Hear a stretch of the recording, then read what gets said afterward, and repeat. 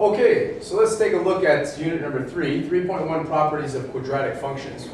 So quadratic functions can be represented three different ways. Okay, there's standard form, there's factored form, and there's vertex form. Obviously, you can have a table of values. Maybe they don't give you the picture, a table of values, in which case first differences would not be the same, second differences would be the same. The graphs, you know that what a parabola looks like in terms of a graph. It opens up or down, it has a vertex, and it is a curve. And then you know that what the equations look like. You have y's and x squared, so the degree on the x is 2. So three different ways of giving you a quadratic formula. There is standard form again, y equals ax squared plus bx plus c. And in which case, the only things that you really know when it's in this form is what your a value is. And if your a value is a positive, you know it opens up. If it's negative, it opens down. And your c value is always your y-intercept. Your y-intercept happens when x is 0. Your c value is always your y-intercept. And this is pretty much all you can tell me about an equation in standard form, a parabola in standard form, until this here. If you remember, there was a little trick that I showed you, and it showed you the secret of coming up with the equation of the axis of symmetry. So the equation of the axis of symmetry, again, is x equals negative b all over 2a. And if you plug in negative b all over 2 times a, and you reduce that, that will give you the equation of the axis of symmetry. And what is important about the equation of the axis of symmetry? Well, from the equation of the axis of symmetry, you know that you can find the vertex because the vertex lies on there. So we'll come back to that in a second. Then there's another form, factored form, and in factored form, you have y equals a times x minus your first x-intercept times x minus your second x-intercept. Again, factored form is another way of coming up with your x-intercepts or x-intercept form. It tells you where your x-intercepts happen, okay? So where the graph crosses the x-axis. And again, your a value will let us know if it opens up or down, depending on if it's positive or negative. And then the last form, of course, is vertex form. And vertex form we should know how to read by now. Y equals a x minus h squared plus k. Notice that all of a sudden we came back to calling these h's and k's again, rather than last unit with d's and c's and all that. It doesn't matter, all these letters are interchangeable, but from this we know a tells me if it opens up or down, depending on if it's positive or negative, and your hk is always the vertex of the parabola. So, a few things here. It says example 1, determine whether each function is linear or quadratic. So this case, they give us a table of values, and from last year, we learned finite differences. Now the first thing, in order to come up with finite differences, you have to make sure that your x values are going up by the same increment, and they are. They're all going up by 1. And then, coming up with your differences on your y's. Let's see. You go the second minus the first, so 3 minus 1. That is positive 2.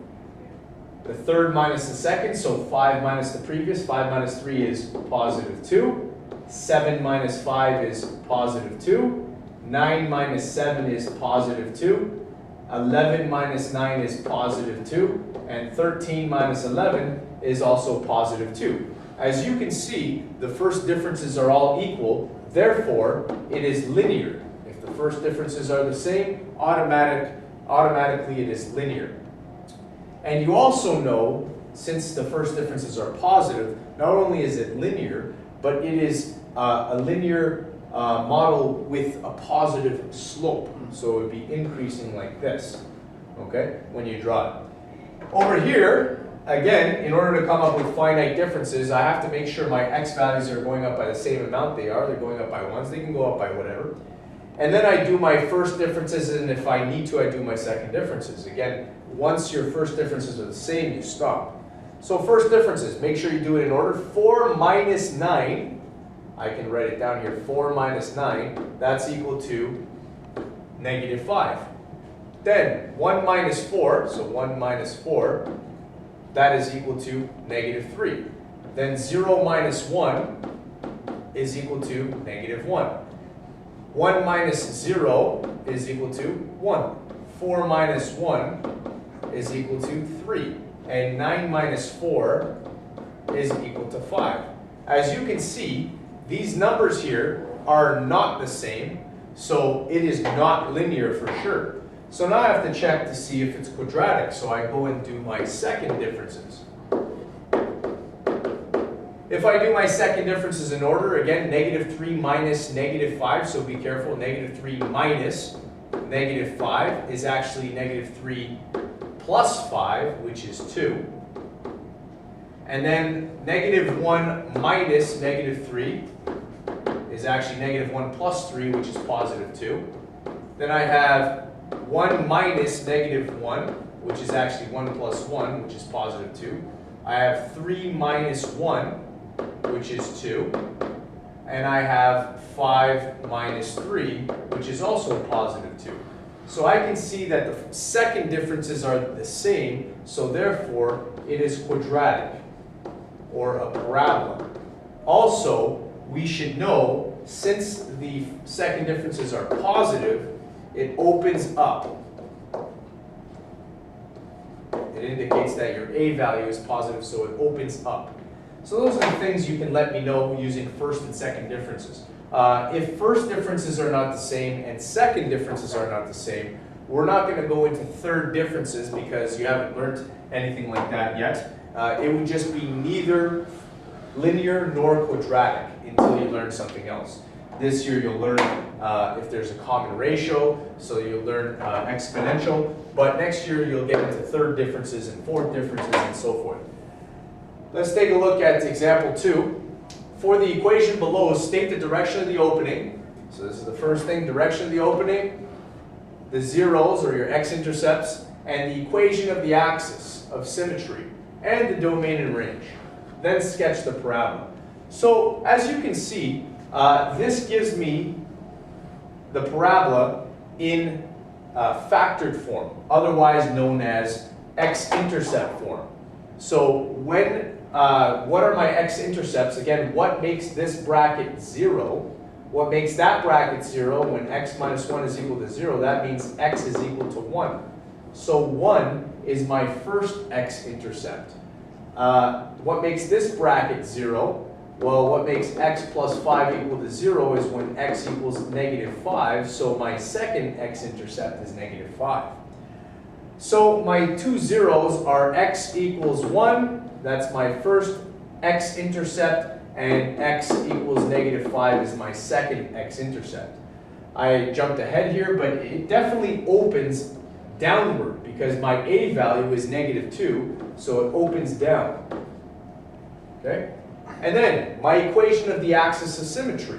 Well, we should know that the equation of the axis of symmetry is right down the middle, and right down the middle between the two zeros, let's say. So if you want to find out the equation of the axis of symmetry, remember, this is not in standard form, so don't go using x equals negative b over 2a. This is telling you where the x-intercepts are, 1 and negative 5. So to find the middle between two numbers, all you have to do is add the two numbers together and divide by 2. And so 1 plus negative 5 is 1 minus 5, which is negative 4, divided by 2 is negative 2. The number right in the middle is negative 2. So x equals negative 2 is the equation of the axis of symmetry. And then it asks us to graph or to sketch this thing. Well, in order to sketch this, we now have the equation of the axis of symmetry, my two zeros. We have that it opens down. We have to come up with a quick little sketch. So I'll do that over here. So coming up with a quick little sketch, I know that 1, 2, 3, 4, 5, 1, 2, 3, 4, 5. And I know that my first x-intercept is at 1. And my second x-intercept's at negative 1, 2, 3, 4, 5. Okay?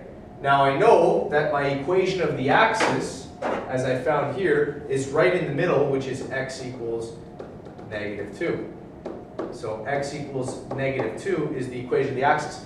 Now since I know where the equation of the axis is, I can now figure out where my vertex is. So coming up with the vertex, I'm just going to use my original formula, which was y equals -2 x minus 1 times x plus 5. And I'm going to plug in, because I know that my vertex is -2 something. I know it's got to be up here because it opens down. So if I'm going to plug in x equals -2, I'm going to get y equals -2 times x is -2 minus 1 times x is -2 plus 5. So y is equal to -2 times -3 times +3.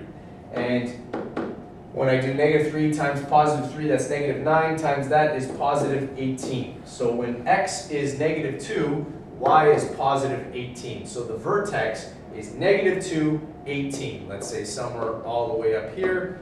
So there it is, and it opens downwards. So obviously here is my sketch. And now coming up with the domain and range of this thing is very easy. Coming up with the domain from last unit, the domain of any function, or sorry, any parabola, unless it's a real life example, is x is an element of all real numbers. And the range in this case is y is an element of all real numbers where, and I have to let you know what the highest or lowest point is. Well, it goes forever down, it doesn't go forever up. The highest height that it touches is 18, so it touches 18 and everything below it. So how do you write that? Y is less than and equal to 18. So there is your domain and your range for that one. Okay, so in actuality, when you have something that is in x-intercept form or factored form, it tells you a lot about the parabola. You can figure out a lot of stuff to do with the parabola. So let's move on to the next example here.